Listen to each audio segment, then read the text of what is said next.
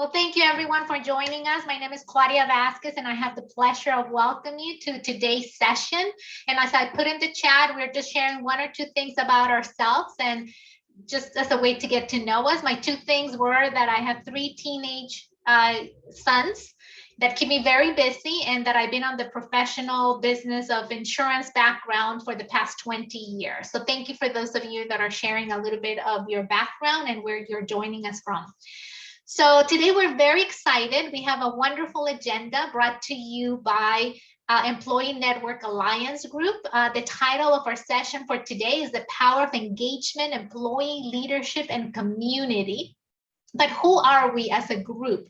The Employee Network Alliance Group was created out of passion. That's really what I will be able to share. 5 passionate ladies came together and created this platform for us to share with each one of you. We believe in the power of allyship, and our vision is to create a space for allyship for today's and tomorrow employee network leaders who can help each other succeed. So we are blessed to have you here, and we understand that if you're joining, the topic is important for you, and we want to be able to support your growth opportunities. So our mission, and I'll read it because it's a word by word. Employee Network Alliance exists to provide every participant access to a cadre of resources to advance them as effective, connected, and successful employee business resource group members. With that, I'll pass it over to Vanessa Nazario, who will take the next step. Thank you, Vanessa. Yes, good afternoon, everyone. Thank you again for spending some time with us. I think you'll find that the next hour or so will be definitely worth your time. We have some dynamic ladies, Latina ladies, who are gonna really bring some phenomenal nuggets to us, and we're thankful that you've chosen to be with us. And obviously, we're also celebrating Hispanic Heritage Month. So happy Hispanic Heritage Month, everyone. We definitely, again, appreciate you being with us. And to kick us off and to sort of be the moderator of today's conversation, we have Erika Sandoval, who's one of our ENA members. So I'm just going to mention a couple of things about Erika versus just reading a bio, which is impressive on its own. But to give you a sense of the moderator who will be hosting the fireside chat with our illustrious speakers. So Erika is actually launching a new book on social work. I'm really focused on the Latinx, a collection of personal narratives that inspire, heal, and connect communities. So congratulations on that achievement. She was born in Quito, Ecuador. And just actually another thing to sort of mention and celebrate is she honored her own business, Sandoval Collab, a psychotherapy and consulting group that supports leading, supportive, healing circles. Amazing, remarkable. Again, we're just surrounded by greatness today. So with that, I'm going to turn it over to Erika to kick off the fireside chat. Thanks so much, Vanessa, and thanks, Claudia, and everyone here today. Thank you so much for joining us. So excited to be here to really have great conversations with Dr. Vega and Monica. I really appreciate the introduction. As we know, it's really hard to become an entrepreneur as a Latina, and this has been a space that has been created with support of my community. So thank you so much. I'm excited to get talking. So love to just have Monica introduce yourself, and then we'll pivot to Dr. Vega. Fantastic. Well, thank you, Erika. And it's a pleasure to be sharing this forum with all of you and with Dr. Nanette Vega. I am elated to now be in Florida. It's been a while since I've been in the tropics, but I was raised in Puerto Rico and built most of my career, half of my career there, and then established a journey, working in different other states of the nation with global companies. And I relocated too many times, more times than I wish to count. But coming back to this area and getting to Florida was one of the things that I wanted to do at this stage in my life. So I am eager to be a presence with ISPA, with this organization and this network and alliance, and also getting to connect with colleagues like Dr. Vega and you, Erika, and other colleagues in the local area. So I lead talent development, diversity, and inclusion for Royal Caribbean Group. And it's how can I get in a better situation than being in a cruise company at this stage in my career and my life, like traveling the world by the ocean, which is a phenomenal thing that I absolutely love. So that has my career journey has been focused on human resources. I worked in human resources in different industries and companies. And the other half has been devoted to making sure that I got into specialty areas such as learning and development, organizational development, and diversity and inclusion. And my role at Royal, just to close out, it's a great opportunity to bring all those experiences together. So if things are not working in one area or another, if D&I is not getting integrated into talent management, I have nobody else to look at but myself. So that's the beauty of having this role at Royal Caribbean Group. A pleasure to be here. Thank you so much, Monica. Pleasure to have you. Dr. Vega. Yes, thank you, and pleasure to be here as well. Good afternoon, buenos dias. Happy Hispanic Heritage Month, although just a month. I hope we're all celebrating all year long. My name is Nanette Vega, pronouns are she, her, hers, and I too am from Puerto Rico. I was raised in Massachusetts and currently reside in Miami, Florida. Hashtag I live where you vacation. I'm a proud first generation college graduate. A proud Latina woman. I have over 20 years of experience in higher education, diversity, equity, and inclusion training, strategic planning, and pathway program development. I currently serve as Assistant Dean for Diversity, Inclusion, and Community Engagement and Assistant Professor at the University of Miami Miller School of Medicine, Go Canes, and also serve as a National Consultant, Diversity, Equity, and Inclusion Consultant, where I help organizations craft their diversity, equity, and inclusion story through strategic planning. I obtained my bachelor's degree in sociology, my master's in arts, and my doctoral degree in higher education leadership. Very excited to be here today to serve on the panel with the author, Monica, and with this organization. I look forward to our conversation today. Such incredible work between both of you. Amazing.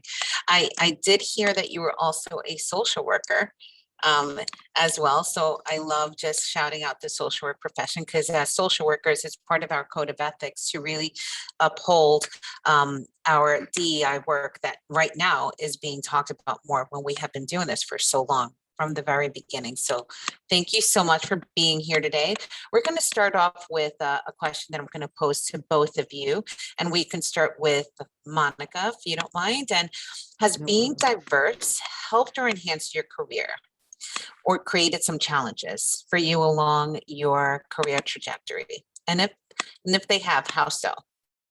Yes, so happy to tell you a little bit of a story of how it has helped me and how it has been a bit of a challenge. And it's both, because one of the things that it was clear in my mind as I started kind of relocating and going to different organizations and realizing my own identity as a Latina, which, being raised in Puerto Rico, that was not the label I used to use for myself, right? It's like I was Puerto Rican or I was from Bayamón, but being a Latina was a different label that I didn't grow up with and I didn't come into work with every day.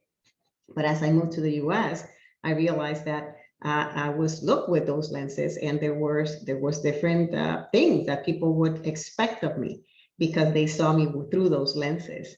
So, but it was helpful always, because I quickly realized that I had the opportunity to be more than myself. I had the opportunity to truly represent what a Latina is for people who had not experienced working with Latinos before. And I work in different places in which we were not in the majority. Actually, I think now that I'm living in Miami, it's the first time in my life that I find a workplace that we're not in the super minority. Being in a room, in a conference room where there's more than one Diaz last name, it's a new experience. It's completely a new experience. The other day were 3 people whose last name was Diaz in the same room. That was odd. It was so good. It felt great, but because up to this point, I always felt that was the opportunity that I was granted, and I feel that it's a true privilege it was the opportunity to represent. And sometimes that's hard because you don't want to carry the load of your whole ethnicity with you. But you have been given an opportunity. I have been given an opportunity, and I take it as a true privilege. I typically think that what it has been helpful for me to be a Latina in the workplace is that I can give people that experience. I can elevate. I have the opportunity to represent and give a different perception of what a Latina does. And with those lenses that have been sometimes challenging for me. And so I don't take that for granted. I typically say that if I have a seat at the table and I'm not going to use my voice when I'm sitting at that table, then that seat should be given to somebody else. It is that simple. It comes with the territory. Either you represent or you don't. And for me, it's a big responsibility. So that has been super helpful, but it also comes with challenges. And those are the lenses that I was speaking about. Sometimes you don't fit in the organization. You don't fit in the environment. And you have to make some choices. And I had to make some choices, and how much I wanted to adapt myself to succeed, and how much I just wanted to disrupt, so transform my work environment. And those are choices that maybe other people don't have to make. They just come to work being their true self, and they don't have to think twice about how they show up. If the color of their wardrobe is appropriate in November and you're wearing turquoise in November in New Jersey, they don't have to think about those things. I had to, right? If speaking with my hands was a problem or not, being too expressive was a problem or not, because are you angry? No, I'm just very passionate about this. So those are some of the lenses that some people can just walk in and don't have to explain themselves. I had to figure out when and if I wanted to tone down some elements of myself to be effective, to be efficacious in my communication. So that has been challenging, but again, I took it in good strides for the most part, because that was my opportunity to transform my work environment and make it better for people like me.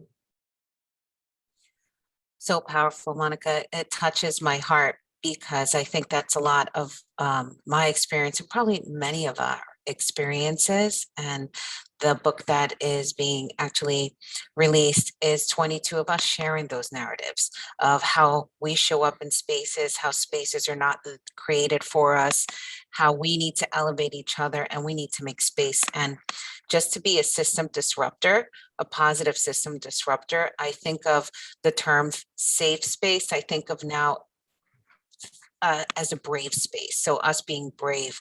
I'd love to hear from Dr. Vega. Thank you. Yeah, I agree with Monica, being all that I am. Again, there's intersectionality of identity. I don't just show up as a Latina or a woman. I'm many things, right? And I agree it's both helped and hindered, but I also see these as opportunities.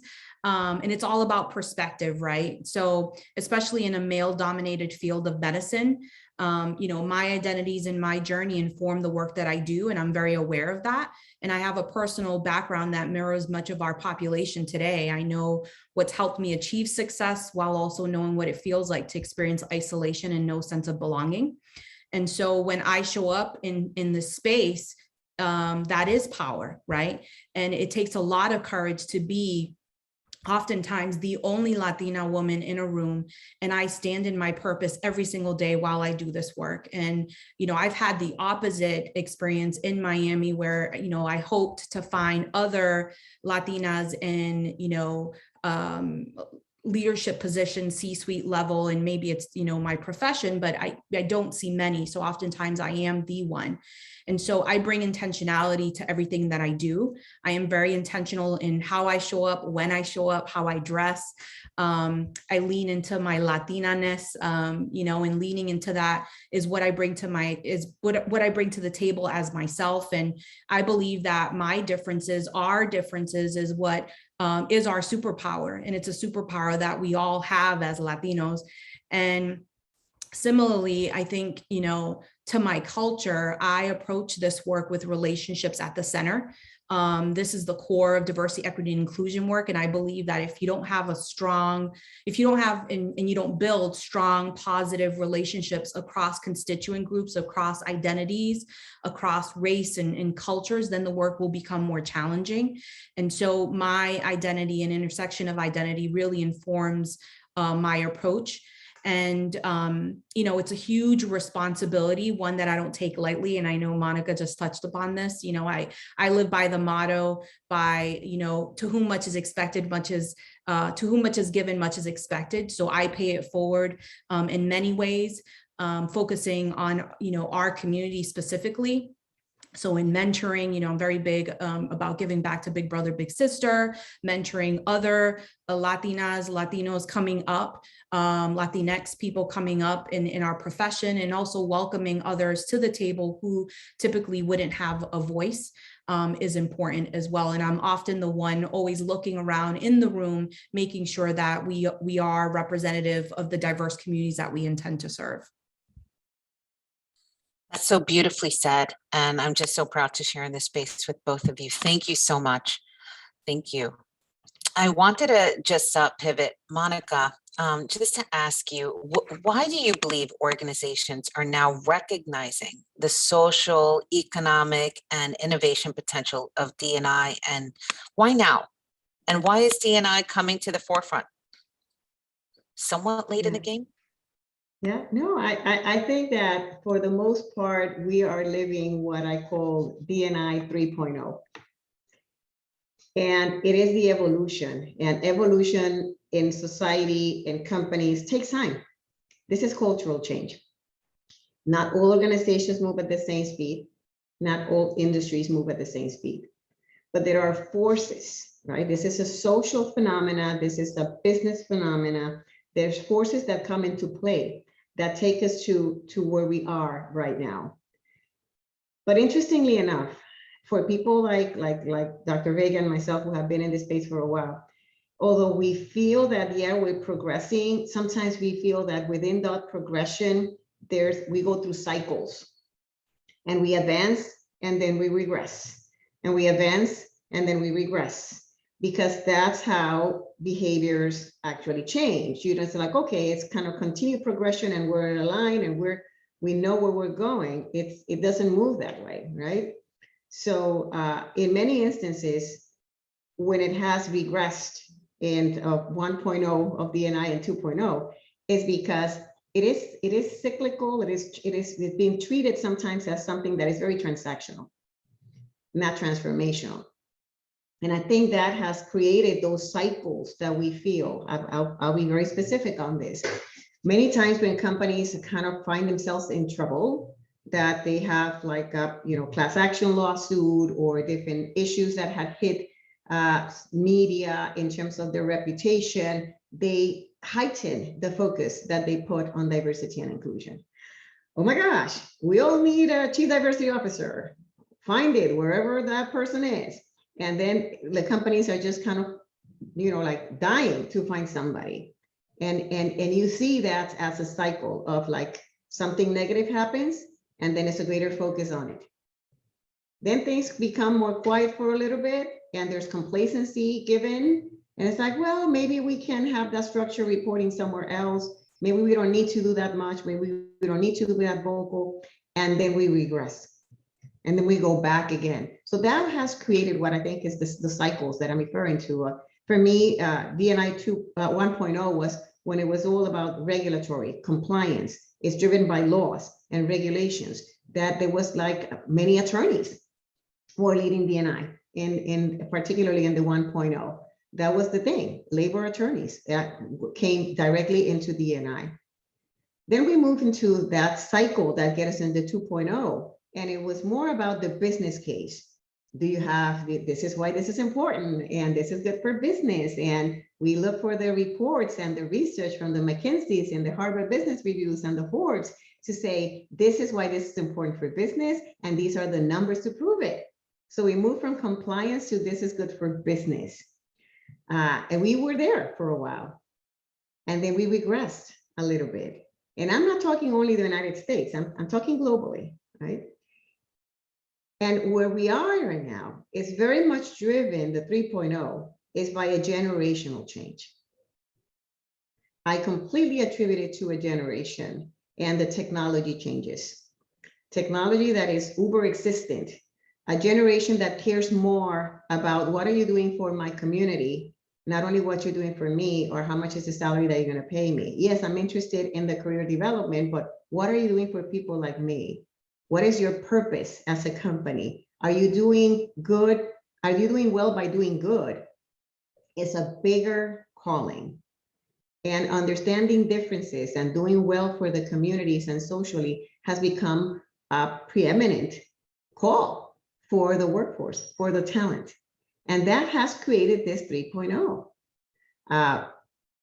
Actually, the book that I wrote last year ends that way. So sorry, like if I'm doing any spoiler alerts, people who have not read it yet, but it ends with that understanding of what is the difference between leading change and having positive impact on D&I at a personal level, conversations like this, at a leadership level, which is when you're leading organization, or at a social level, which is when you take it further, when you take a stand, when you become part of broader community and NGO organizations that are driving bigger change at the United Nations level, at the civil rights movements levels. So that is the ultimate element of the 3.0.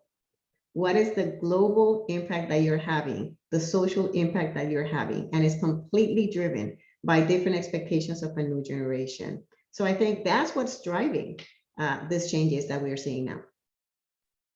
On all systems, on all of those micro and macro systems, and how we show up and how we impact. It's so interesting that you shared that cycle of advance and regress, because that's human behavior and it translates to everything that we do. Thank you so much. I want to pivot to Dr. Vega. Dr. Vega, what are some of the programs and activities you have employed that have fostered equity? But I also want you to be honest and share with us some examples that haven't worked or just didn't go far enough. Yeah, there are many. I mean, I think, how much time do you have to talk about the ones that didn't go well?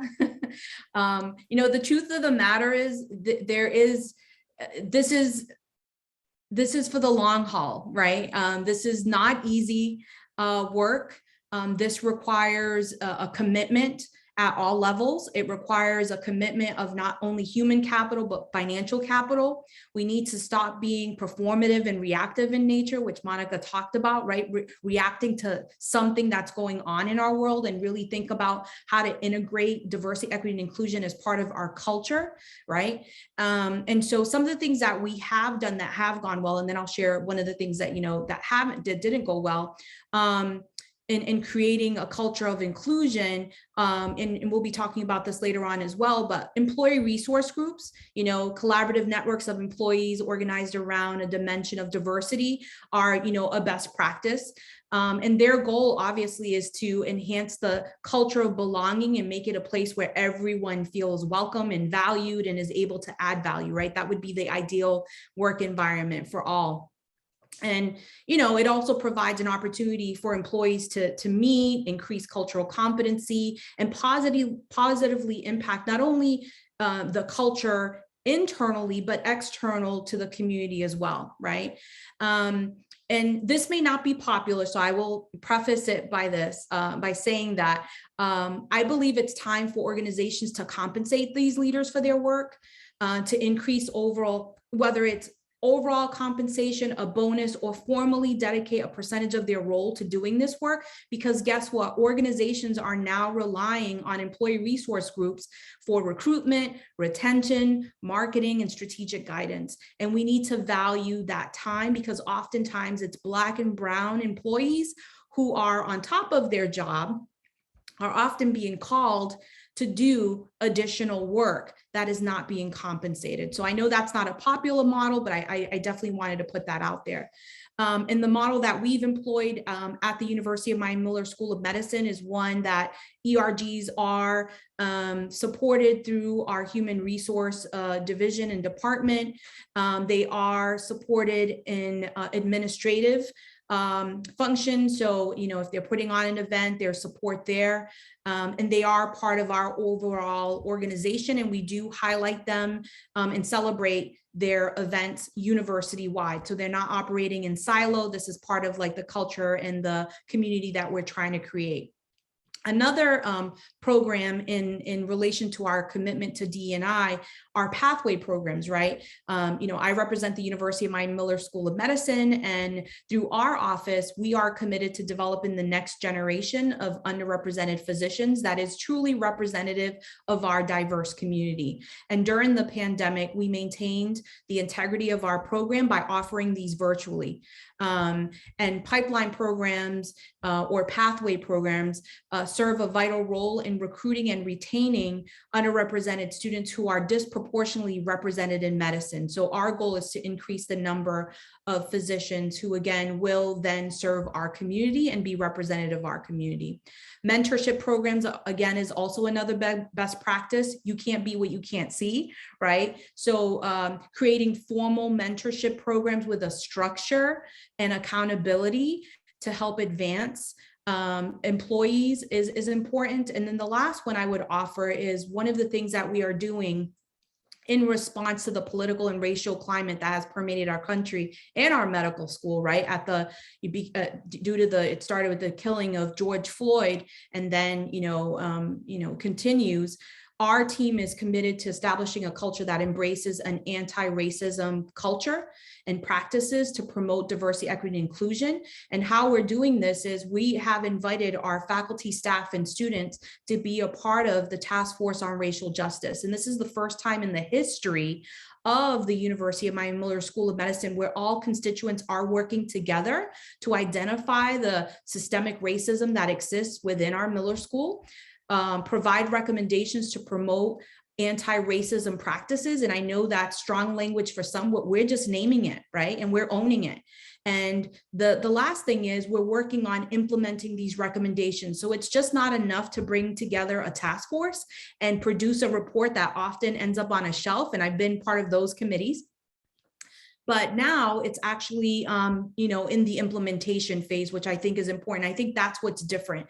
And, to your question before, I think we can all agree that this past year has been an extraordinary time of transformation for our country and for me personally, right? And for our organizations. And as America continues to reckon with racial justice, organizations need to continue to pursue successful strategies for more diverse, equitable, and inclusive spaces for all. And if we fail, shame on us. If we fail, shame on us. Many organizations continue to show their support via email and social media posts, which are great, right? But they soon realized that performative acts are no longer suffice, and they often go, are being challenged to go from words to action, to meaningfully foster diversity, equity, and inclusion. And people are holding them accountable. People are paying attention. And as we saw during this pandemic and continue to see, people are leaving organizations that don't have values and missions aligned with their values and missions and are going other places. And they have choices, by the way. So again, if nothing else, I see this as a call to action for all of us to really revisit our current mission, vision, strategic plans. And again, if we're not changed by this time in our history, shame on us. So powerful. And yes, I agree with so many of your points, almost actually all of them. I think what stood out for me is the loaded labor. So the labor that we have as individuals working at an organization, being employees, and then leading these employee resource groups as volunteers and not being compensated, because that is such a labor of love, what they bring in. They come in with all their skills, with their own experiences. They're being re-traumatized because they're speaking about things that are impacting them, their mental health, and then they're creating programs to give to the chiefs or leaders in power in order to implement across the organization and the system. And then they're not being recognized, and then they're not being compensated. So how are we holding our DEI efforts accountable? That's not very equitable, is it? And Right. so I really appreciate you sharing that, because I know that as volunteer leaders, even on boards, it also happens. I think we need to kind of look at that, the way we're leading organizations and how our contributions and our skills as individuals. Now, one, as a woman, for myself, as a woman of color, as a woman with a profession, how we're showing up and how people may take and not really give space or acknowledge and honor and compensate. So I really appreciate you saying that. I do Monica. want to note, we don't currently compensate our ERGs. And that's something that, again, we want to continue to advocate for, right? And that's, you know, one of the things you talked about, like, you know, that didn't go as well, right? That was a part of the initial proposal, but again, it was important to establish these groups, provide them with a structure and a framework and a support from human resources, helping them become visible, providing additional funding for programs. So we are making strides, but we're definitely not where we need to be. But again, it's case in point, this is for the long haul, right? We focus on those small wins and hopefully build momentum to really impact the change that we want to see organization-wide. Absolutely. And I think just having these conversations and bringing up what is needed, the more you speak of it, the more you will have people listen.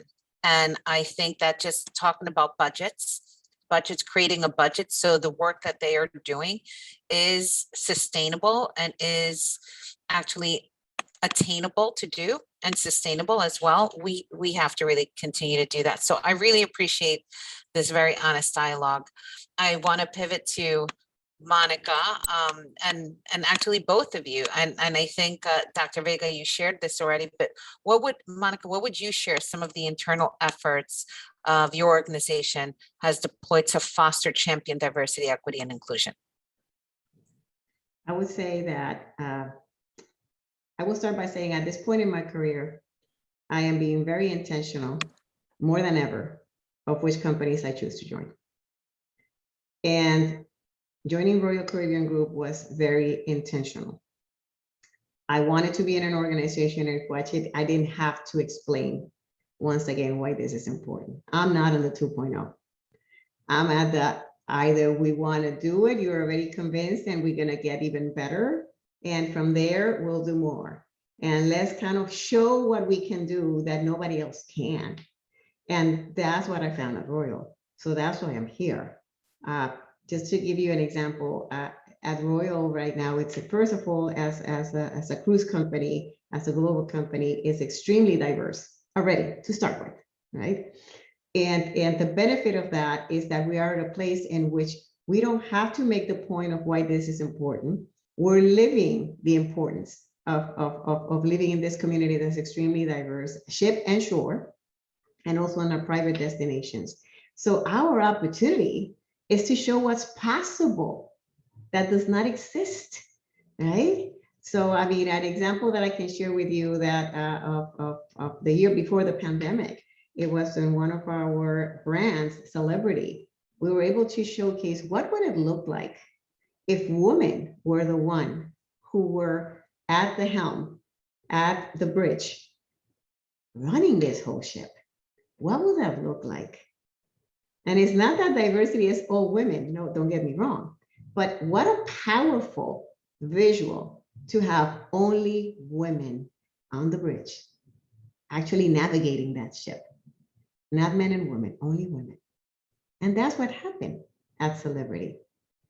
To celebrate Women's Heritage, Heritage Month, and we did that exactly at Celebrity. This was before I joined the company, so I take no credit for it. This is the company I chose to join because they were showing what was possible, right? And having the opportunity to see women from around the world photograph, navigating one of our biggest ships was a force to be reckoned with, was a statement to the industry and to the world of what is possible. That's the kind of thing that gets me excited. Showing what it is to be the first cruise ship that has gay weddings on a ship. That's what is possible. Even when in some countries you cannot get married, much less to celebrate it, we were doing gay weddings on our ships. That's what's possible. That's showing to the world what is possible, okay? Making sure that from a disability standpoint, our ships are the most accessible. From the moment that you're doing the bookings, people are being asked about what kind of accommodations do you need, not only mobility, but for autism. What is it that you need in order to make sure that your family is absolutely welcome? That is the kind of showing what is possible that I think is leading the way. And joining others, having broader impact, joining the CEO Action for D&I, right, where our own CEO is signing up to say, I want to do more, not only what's happening in my company, I want to do more for the world. That's the capability that we're after. And also preparing our people, our colleagues, to say, how are we going to have these conversations that are not only the grandeur things that we can do for the world, but the intimate conversations that are going to be most significant for people working in our company, right? Having peer coaching sessions for listening on topics that are difficult sometimes in D&I, right? And it's not only the dimensions that we're used to, gender, race, ethnicity. When we go to our colleagues in China or in the Philippines, they say that the issues that disenfranchise people from being at the decision table are other dimensions of differences. It's income, religion. So we have to pay attention to those things. When we're talking about the differences, not all differences matter equally depending on the country in which you're operating. So being open to having those candid conversations, one-on-one conversations, those inform our efforts in each region, in each country, in each ship that which we have people operating. So that's what moves me. And I think that's what's gonna really have an opportunity to create new waves, if you may, of what it goes even beyond the 3.0 to the 4.0 that we can help create. It gets me excited every single day. Oh, I love that. Create new waves. No point intended. It's great. I've never been on a cruise, and now I feel like I have to, and come to Royal Caribbean Group. I've never done it. Absolutely. This is amazing. This is a great time. This is a great time to go cruising. And I really appreciate that you said you were super intentional of where you want to join and how you want to lend your skills. I think that's what's happening across the board. There are organizations that are now looking for employees more than employees looking for organizations. It's definitely has pivoted. Dr. Vega, I'd love to hear some of your thoughts as well.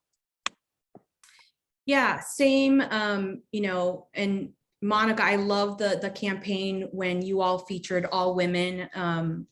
Talk about making a statement, very powerful. And I think you gained a whole new, demographic of passengers that maybe didn't consider Royal Caribbean before. So kudos to you and your leadership for creating, and again, being innovative in the ways that you address diversity, equity, and inclusion. And yes, you must go on a cruise. It's life-changing. And it's a great way to see many things in a very short time. But you will gain weight. So just watch what you eat on those cruises. So for me, as far as like this work, I think it's important that at the University of Miami, why am I at the University of Miami? And similar to Monica, people in the D&I space, we know each other, and you'll get job offers and different things like that across the country. And for me, it's important that the organization not be performative in nature. And I mentioned that before, right? So I'm proud to serve an organization that has really invested human and financial capital in moving the needle, and also not just doing what everyone's doing as a best practice, but really being innovative in the ways that we approach this work in higher education, and expanding this definition of diversity. Oftentimes we just focus on race and ethnicity and the common identities that we talk about, but we're really looking at broader than that. We're looking, and some of them were mentioned: socioeconomic status, religion, the intersectionality of medicine and religion. And so we're being innovative in the ways that we're approaching this work. And then the other piece is engaging the constituents in the work. So this is going to impact them directly. And, I talked a little bit about the task force on racial justice, but everyone in their own right has something to contribute, given the space. Everyone can contribute. So creating a space, and again, a space where there is psychological safety to really have those tough conversations, because again, a lot of this is really coming to terms with who you really are as an organization. And some of that work is difficult, right?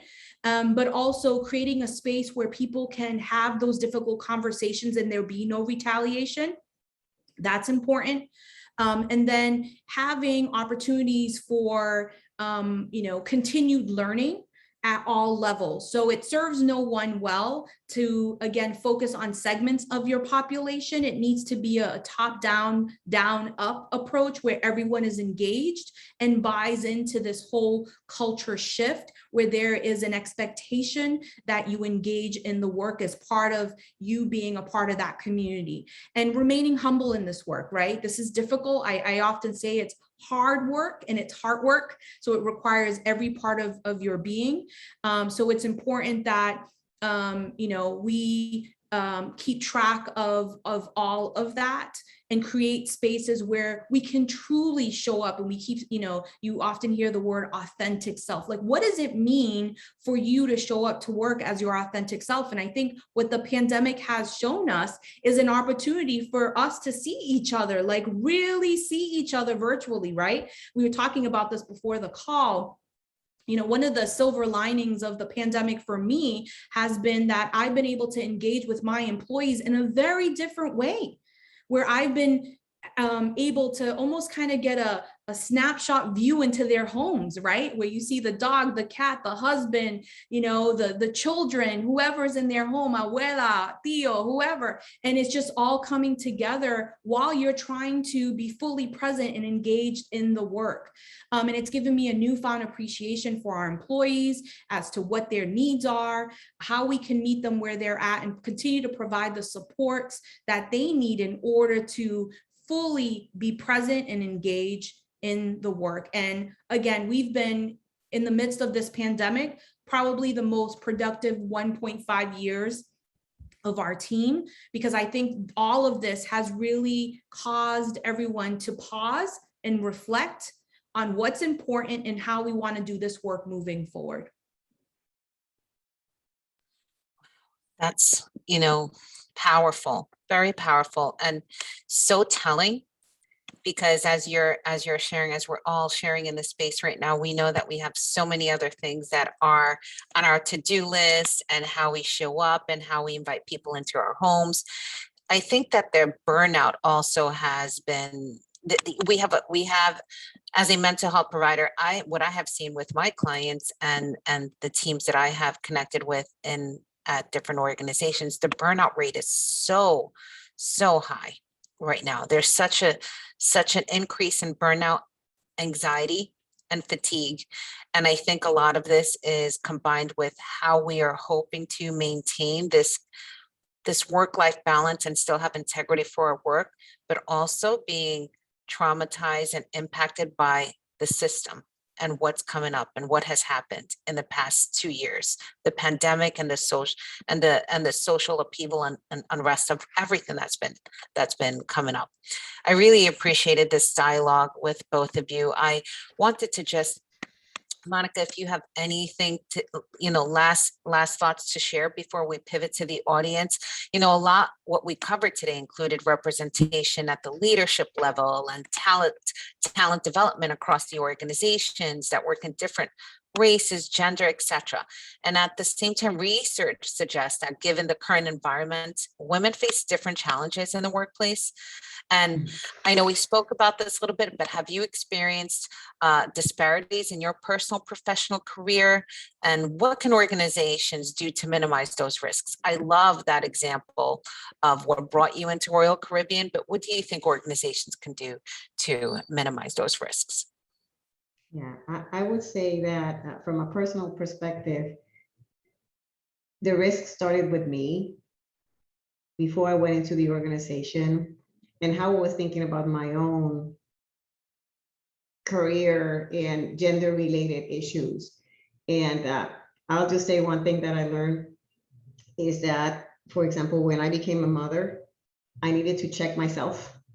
And as my children grew, I needed to go and fight the guilt that, okay, I'm a working mother and I need to travel and I cannot be on every kind of like event that I would want to. I needed to reach out to my support system, and my husband and I had to make tough choices of who was going to do what and go into untraditional roles. So it's okay if I'm the one who is traveling the world and he's the one cooking. We're going to be okay with that. And for Latino familia, it's not always easy to explain to members of your family that you're non-traditional. I have to make sure that I work with myself first before I can put anything on the organization. And that was important. And the other thing that I learned was, as my children grew older, to listen to the people that I care for the most. Not only my thoughts. It was okay for me to not be caring about taking, like thinking that I needed to be the Wonder Woman or the Superwoman that had to do everything super tidy in my house. Let me use my time where it matters the most. And when it matters the most, I ask my husband, what brings value to you? And I ask my sons, what brings value to you? What do I do for you that you really, really value? And it recalibrated. My husband told me things like, really? Is that what's important to you? That I brew the cup of coffee every morning? Is that significant? Yeah, because that shows me the love.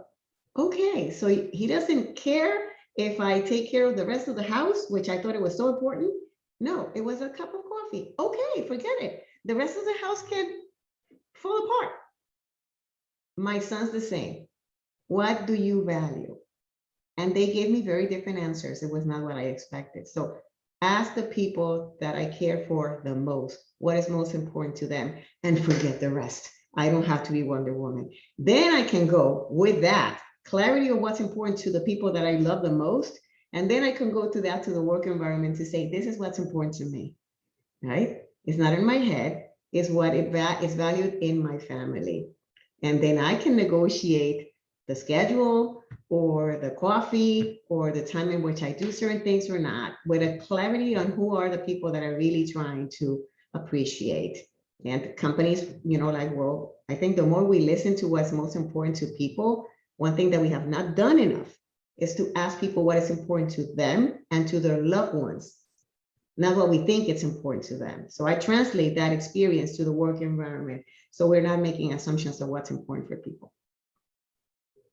That's so beautifully said. I think I'm going to use that in my sessions with my clients. It's amazing. It's really, really telling with just knowing that social constructs in regards to gender and our culture shows up, and how we are going to communicate with first ourselves, our internal dialogue, and for it to then translate into the external dialogue that we have with others, and with all the different systems, family systems, work. So this is so needed. Thank you so much, Dr. Vega. I'd love to hear your thoughts. Yeah, we internalize so many messages, right, from our culture. And when you don't subscribe to these traditional roles, then, expectations and people feel certain kind of ways and create certain kind of narratives about you. And similarly to Monica, one of my things that I do is, I'm a visual person, so I'm constantly, in pursuit of I don't believe in that there's such thing as balance, but I believe that you can aspire to have, it's kind of like a juggling act per se. So I'm constantly juggling rubber and glass balls. And some of the glass balls are like my family. My family comes first and foremost. But to Monica's point, understanding, what's important to them, because I often create these stories around what I think I need to show up as, and it's probably worlds away of how they would want me to show up, and constantly negotiating that. And then also working with the internal dialogue, right? I think oftentimes as women, we tell ourselves things in private that we would never say out loud to other people. We're so critical of ourselves. And we're in this room of very driven and high achieving women, male and other. And I think that we really need to kind of take a step back and, have a clear sense of what is your mission in life? Like, what is your purpose in life? And how does what you do align with all of that? And it's easier to say yes and no to things when you're clear on that. I'm clear on my purpose. I'm clear on the reason why I was put on this earth. It's taken some time to get there. But, I keep women that I respect close to me. So I have a board of trustees that I've created that I respect highly and go to for counsel for a variety of things. My family keeps me accountable and they keep me humble through the process. When I get caught up on all of these things, because, it can get bigger than life sometimes, they pull you back in and remind you of the Nanette you were and still are, right? And keep you grounded. And then the third thing is, I think we need to, and I mentioned this before, remain humble in this work and remain a learner. We have to show each other grace. This is hard work, right? And we're not always going to get it right all the time. And so as a leader, I model that, right? And I think, remaining humble and encouraging that cultural humility is important in a workplace where we can learn from each other and have those conversations to create new levels of understanding and awareness and hopefully action. But it takes a lot of work to get there. But I think, as far as women, the statistics are disheartening. We still represent less than 25% of C-suite level positions. And this is caused by inequitable opportunities. And we need to rectify that, right? It requires a major commitment to get women into these roles. High level and high potential women do exist. Hello, we're here. We're not going anywhere. And we need to get the experience needed to get into these current organizations and roles.